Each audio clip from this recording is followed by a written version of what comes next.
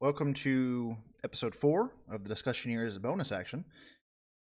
This is the part where we just talk about random tangents, take your questions if you have them, and whatnot. So we just got off a very lengthy discussion on a Ars Arcana document that had 13 pages worth of shit, and I don't feel like talking about any more of that. So Yeah, that's I think the largest document we've had, even with like talking about the initiatives and all the other kind of stuff that've gone on.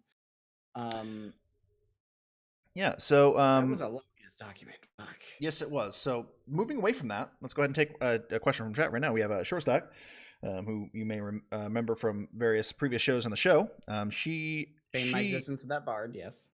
Yeah, she's the reason you actually hate bards, right? She asks, I'm going to be running my own campaign soon. I'm nervous as fuck. How do you think you guys did in your first campaigns, and what do you do to keep your nerves down? This is a good Awful, question for all of us garbage. because Nate's brand new, so he's in the DM world. So all three of us have DM before. This is probably not what you want to hear, but I'm still nervous every single time I run the game, even to this day. I think it definitely isn't as bad as you go on. Your confidence increases, at least mine does, but I'm still always nervous. I'm always second guessing. Did I get everything prepped? What I don't know about you guys, but like I still fight my nerves every time I run the game, and this is not even just like the stream game has its own level of nerves because you're doing it live. But even if you're running in a setting where you're not streaming and you don't have that added pressure, it can still be nerve wracking because you are the curator of the fun, so you need to make you're always trying to make sure that it that is being had. But I don't know. How do you guys handle it? Because I still struggle. I mean, there's a lot to be nervous about, right? Like, it's always different for me. It's did I prepare enough for, like, are they going to eat through, more content than I expected? Are they not going to, get us as far as like I hoped? Or, is this character not going to land? Is this puzzle going to be too difficult? There are so many different things to be like stressed fucked about. But I will say, to you're not wrong. Like the DM is like a curator of sorts, but like a lesson as well is you as the DM aren't solely responsible for the enjoyment of the game, right? Like it is you are one of five to whatever how many people, you know, playing the game, right? It is a collective experience, and as much as I was joking that like I did garbage and awful my first time DMing, which I mean I is if I look back now on how I did, it's horrifying thinking about some of the things like I talked about when we talked about first times DMing, like playing a DM PC, a terrible, terrible idea. But at the same time, even though I think that was like a lower quality game than I would say I run now, you know, the group had fun, so that was a success. I mean, so Yeah. long as there's fun that is had, even if it all goes horribly wrong, even if like they take 2 hours on a puzzle, even if whatever, so long as there's fun had, then you have succeeded. I mean, I just keep my stress down by kind of keeping that in mind, and part of it comes with experience and being comfortable with your own abilities to ad lib stuff and kind of work on the fly, and just reminding yourself that you're playing a game with buds, and that you're all there to have fun. You're not there necessarily there. You're supposed to be putting forward content, but you're not solely responsible for like putting forward some epic Yeah. saga. 99% of the time, the people that are there because they want to be there, so they want to have fun already. That's true. They're doing most of the work for you. Yeah, and that's a fair point too. Like uh, my biggest tip would be, I mean, prepare as much as you can. I'm not ever saying don't prepare stuff, but just be open to changing stuff on the fly. And if you find yourself in a scenario that it may not necessarily be anywhere near what you had prepared for the session, just recognize the table, right? If people are enjoying or having fun in a moment, roll with that, make that moment last. Allow things to go off the rails, allow things to happen, and you'll find that you don't really necessarily need to be nervous, because if your player's having fun, no matter what manner of fun that may be had, then it's a successful game. If you could go, you could take a session and progress barely any. And we've even in the show we've had plenty of episodes that just do not progress story wise or plot wise, but because antics or whatever the case may be, when we walked away, when we shut down the stream, or when we walked away from the table, everybody was like, "Man, that was a ton of fun. We had a lot of laughs, blah blah blah." It was still a successful session. So just remember that even if you're running the game, you're the DM and you're trying to tell the story. At the end of the day, that's only a portion of the game. As long as everybody's having fun, which I know that can be nervous or nerve wracking as well. But if you got a good group of people, and most of the time you're running for your friends anyway, like how you all know how to make each other laugh and how to make a good time. So it's just treat it like you're hanging out with your buds and you're telling a story together, and you'll find that it comes a bit naturally. And But if you're lucky, you'll get a group like that where they will bounce off each other and create their own enjoyment. mhm, And you can just step back for 10, 15 minutes and they'll handle themselves. let that You happen know, too. you Yeah, can that's downtime. That's part of what, like, okay, that's probably one of my biggest things is keeping down stress of in the moment of like keeping things moving, of take the downtime that you can. Still you gotta be focusing because you need to key onto what players are saying so you know what they're going to do, what they're thinking, but using that time when you're not immediately doing something to be prepping the next thing, or like preparing yourself in whatever means that is. yep, It's little things that you just learn with experience to kind of just keep things fluid. And I will say, kind of piggybacking off of something that I advocate for, and I think is an important thing, is to help reduce the stress of your DMs. Not necessarily, this doesn't help you if you're the DM necessarily, but tell your DM where you had fun and like that's where you so enjoyed important. things. That's so important. Feedback. Yeah, feedback is so important. Like even if it's small things, but you remember, that NPC that we ran into for like 5 seconds. That I had a good chuckle out of that. Like that was really good. Yeah. That reinforcements is pretty good. But like, yeah, I don't know. Like it's not very often that you run a game for strangers. Granted, I did it. I did it recently at a local game store, and so that had its own nerve wracking. But I'm going to assume that you're running a game for people you know. So already, they you already have that relationship established. So don't let your nerves get to you too much. Like it's gonna, you guys know how to have fun. You're all friends. You know your crowd essentially. So it'll come naturally. So yeah, that's all I got. Shorty then asked unless you had anything else, Nate, to pitch in for that Nope, question still. not really, but nope. She also asked, what is the most difficult part of being a DM? Of a kind of, similar thing, but I'm curious. I kind of know what mine is, but Mhm. I'm curious on your guys what you think is the most difficult kind of part of it. The most difficult part about you being a DM for me? A good question. If you want to think, I know mine is figuring out and stressing about writing a cohesive narrative, because I'll have these very cool like ideas and it's figuring out how to thread them Yeah, into Mm, like a storyline or a chapter, right? I'm Like I'll that's have what like, I'm oh, having this problem NPC would with be cool. mine. Like with mine being a new, like a well, yours is a newer one too, with a guild sale, but like with my campaign that you guys are in and being a brand new, like I have all these really cool points that I want you guys to hit leading up to, and through different events, but trying to figure out like, well, fucking why? Like why is this connected to this? And trying to, yeah, And be able to weave that through and make it seamless is here's the I think is important as well. We should probably add with what you think is hardest is how do you combat it? And for me, don't. I just don't stress about making an entirely written out cohesive, like, have points like beginning, middle, end, but don't have every single step of the way written out.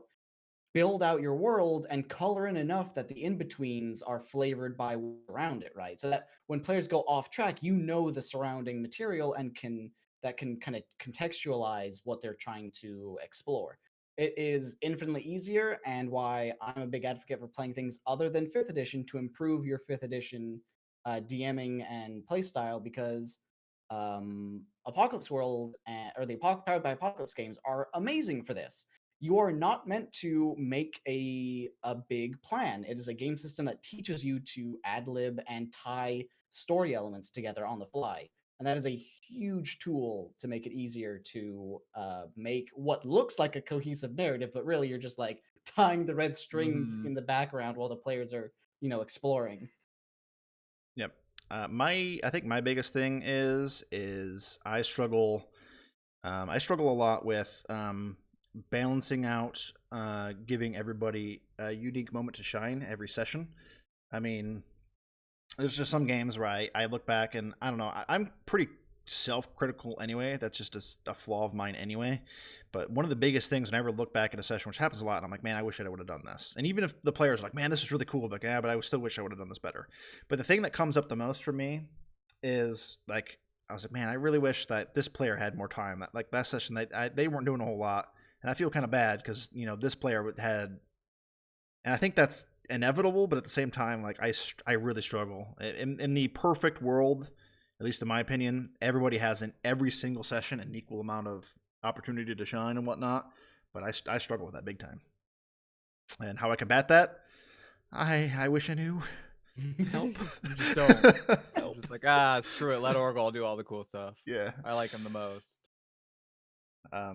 I don't know. It's a thing I constantly struggle with, and I try to be more aware and try to like change things on the fly to give someone an opportunity, but I struggle a lot of times. So sometimes I get this closed mind and tunnel visioned into a certain situation, and an hour goes by, and I'm like, "Fuck, this person hasn't spoken." I will say something that I sort of see you do, and I think works pretty well is like my mind goes to the Luminescence Hold arc, where that was a very Marsk heavy arc, where because he was the rogue of the party, and it was a heist, he was doing a lot of the shit. But we still had some interesting things like Rem, who was a cleric that heist stuff isn't really her thing. Still had some big things with the rest of the party, like the fortune teller and figuring out other bits of information. Like role play is a good, like while someone else is doing something useful, Sure. and maybe that's not the best term. Game mechanically. Is someone doing something mechanically, cut to a role play scenario. Maybe these other players can't be doing something mechanically, but they could be role playing with someone or each other. Give them something to do. Yeah.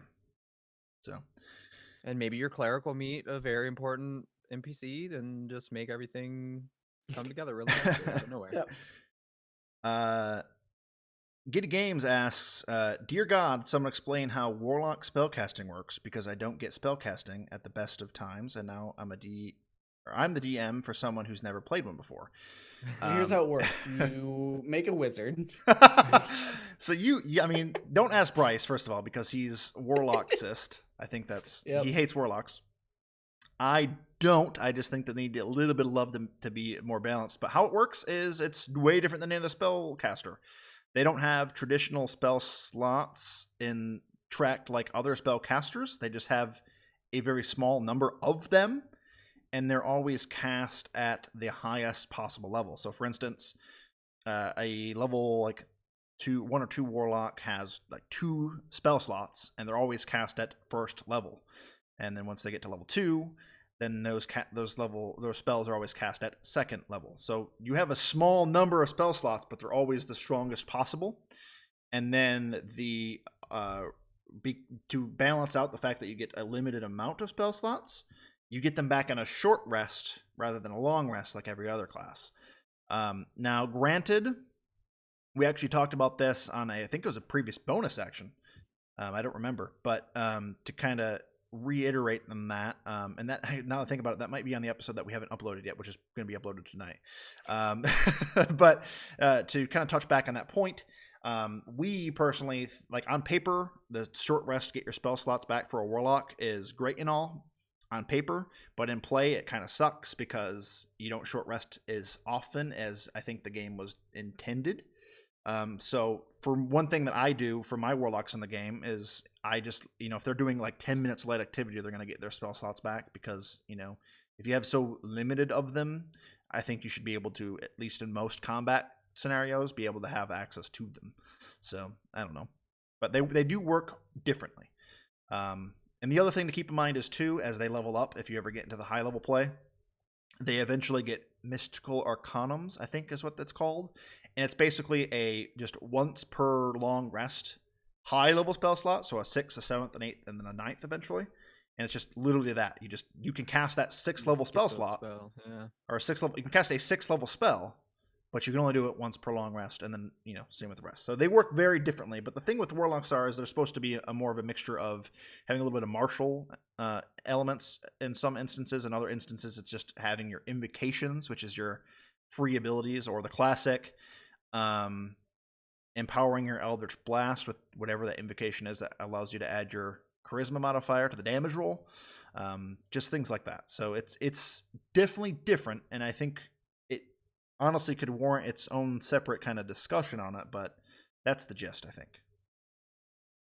I mean, we had a pretty solid discussion last time. Yeah, like I said, I think that was just last. I think it was last bonus action, and that was my fault. I meant to upload it on Thursday and then forgot, so it'll be uploaded tonight, right as I'm editing these episodes. But that's all I got.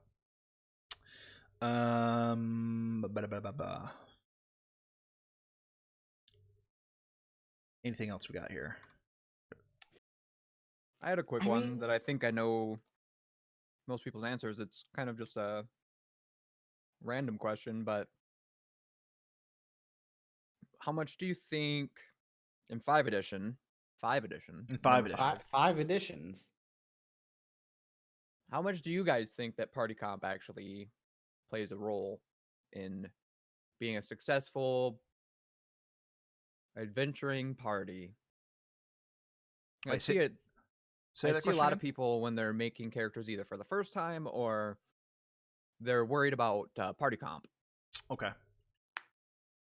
It doesn't. I think it also just depends on your DM too, right? Like, I think a lot of people, they get in the mind of like they treat character creation, at least what I see a lot, they try to treat it like you would like the party comp of like a video game, where roles super matter. It's important to have a healer. It's important to have someone to tank. It's important to have DPS. But that is how the game used to work, though. And that's true. And 5th edition, I mean, granted, having about 5e. Yeah, and so in 5th edition specifically, I mean, having a balanced party comp like that definitely has its benefits. But I think, well,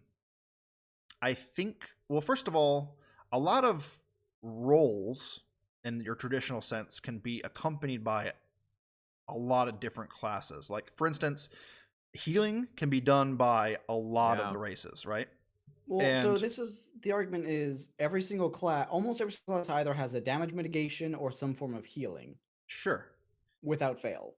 So I think it's, in my opinion, for 5th edition, I don't think it's as important as previous editions of D&D, or I don't think it's as important to compare your party comp to be like a video game, because I think the other thing too to consider is a smart DM would allow their players to play whatever they want, party comp be damned, and then they just cater the game to accommodate that. Like, if they don't have a healer, maybe you make like healing items more available to the party. Marsk is a healer. Yeah, Marsk is the healer of the as a ranger. Yeah. Before we had 200-point lay on hands show up, we didn't have a healer for a long time. Like, we had a cleric, but wrong ideals. But something you guys might not be thinking of, I think I don't think it's as important to think about homebrew campaigns, because it's the same reason why discussing magic items is kind of redundant, because you can do literally anything. I think it's more important to look at published content, which I know neither of you have really, I know BB has never ran one. I don't know, Nate, you haven't really either, since this is your as someone who's done a fair amount of published content, you don't need a rogue to be checking for traps and unlocking doors. You don't need a healer to be curing, petrification and curses and stuff. You could have a party of all fighters and just go through any published adventure. There is no stopgap whatsoever, that unlike earlier editions where you need to have your rogue for certain things. You need to have clerics that will be able to say, oh, you just got the curse of petrification, your character is going to insta die, but thank God your cleric is here, right? Yeah, that's really weird. That seems so strange to me. Like, it's so as far as like published like D&D without going by base published, everything, party comp in my opinion is a non-factor. Yeah, I agree. I don't think it really that I mean, I said I knew your guys' answer and I was right. Yeah, and then my Yeah. answer is the same. I don't think it really applies that much in 5th edition, but to hear that like it doesn't apply at all, it doesn't matter at all in the published content, that's surprising to hear. I mean, Uh, because think about BB, your experience in a Horror of the Dragon Queen, as much as like you can remember, there wasn't really any moments like you guys didn't have a rogue. The closest thing you had to something of the sort was Connor the Druid, you being a scout with his wild shape, but at no point did you guys ever get stopped by needing to pick a lock or that's check true. for traps. That's true. I'll give you that.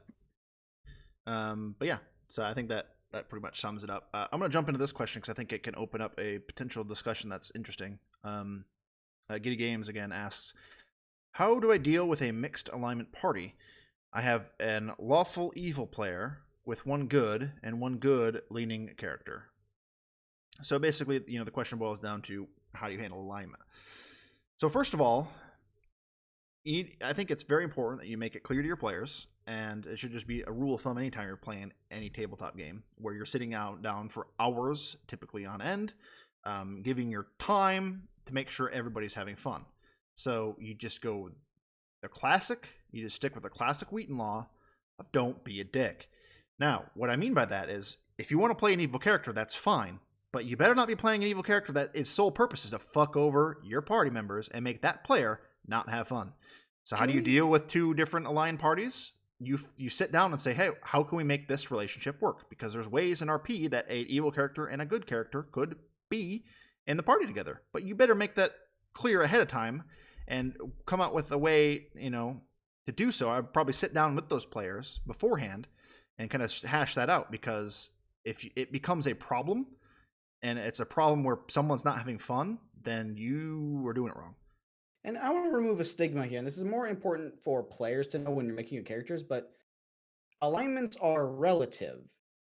You are still an adventurer, and unless you're playing a strictly evil campaign, you're still a hero of some regard. Well, correct me if I'm wrong. I'm pretty sure alignment played a way bigger role in previous editions of the game than it does. It did, but I'm talking like modern day D&D is hugely different than earlier editions, right? Just even the culture around it is vastly different. But evil for a character is vastly different than a evil NPC. Even if you are some True. sort of monster, just because you're evil, like you could be evil versus evil because that guy wants to destroy the world. Well, I'm evil, but I don't want to destroy the world. That's too I have to evil. live here. Yeah, I have to. My stuff is here. I like my stuff. Yeah. Like, so just because you're an evil character doesn't mean you're a villain. You're just Yeah. not a good person. Right. Yeah, I You mean, still my might care about your other party members. You still might like protect them. You're not my you're not character an Tarek was antagonist. an evil character, and he only tried to kill Marsk a handful of times. Yeah. The point is there is a way that you can have mixed alignments work, but you just need to work it out ahead of time with the players and just make sure that you are in a situation where everybody's going to have fun, because at the end of the day that's priority number one anytime you're playing these games. Because if you're sitting down for 3-4 hours in our cases, and in a lot of cases people will sit down and play D&D for like 8 hours at a time, and you have a situation as simple as alignment bogging down someone's ability to have fun, that's an issue. That's an issue that shouldn't need to be a thing. And here's something that you can do proactively as a DM is I become a big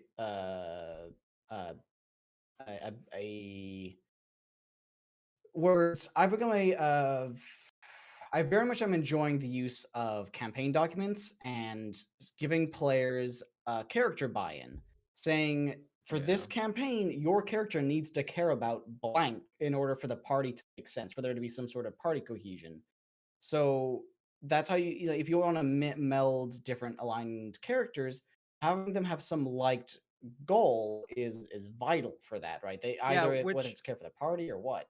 As a personal note, I would like to step in and say thanks, you two fuckers in particular, for me giving you guys a specific character buy-in, and then both of you going, oh, I don't know if I want to continue on doing this, even though I had this character buy-in that I agreed to.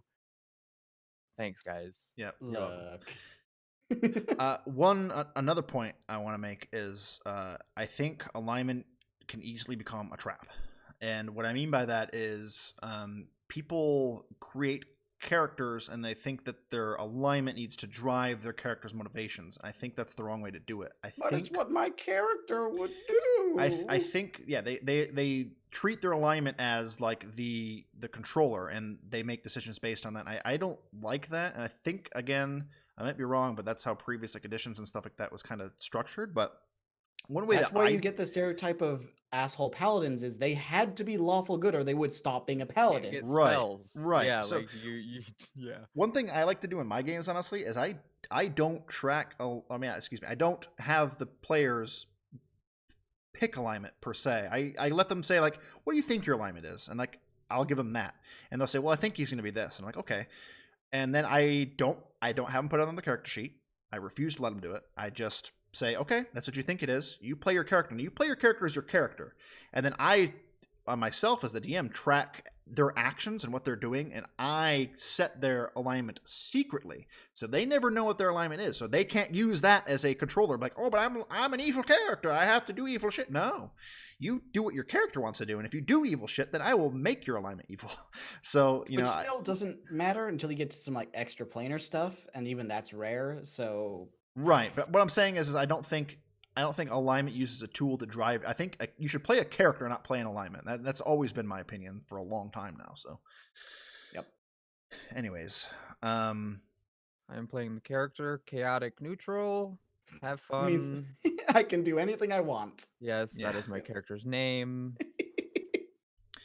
I would love to continue, but our main section of this podcast dragged on for way longer than I thought. So I did specify that I wanted our bonus section to be a bit shorter. So I think that's a good spot to wrap it off. I think those are some good questions. In the future, if you guys want to, have, you can either post questions in chat like we took today. That's fine. We have a channel in our Discord where you can post questions there as well that we can consider for future episodes in our bonus action segments and whatnot. Again, we will be back next week. We will be discussing our main topic with the Unearthed Arcana Sorcerer and Warlock.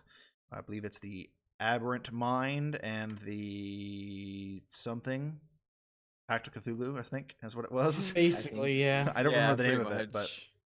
yeah, look forward to that. It's going to be an interesting Some one. We cool actually stuff. like those, and we have a player Yeah. who's playing one now, so that's cool. But other than that, does anybody have any final thoughts before we wrap things up here? Don't be a warlock. Just be a goth wizard. Dude, I don't know why you hate warlocks. Be a warlock. Don't let this guy discourage you. Don't be a warlock ever. God damn it, I hate both of you. All right, guys, we're gonna get out of here. Don't listen to these guys. Warlocks are great.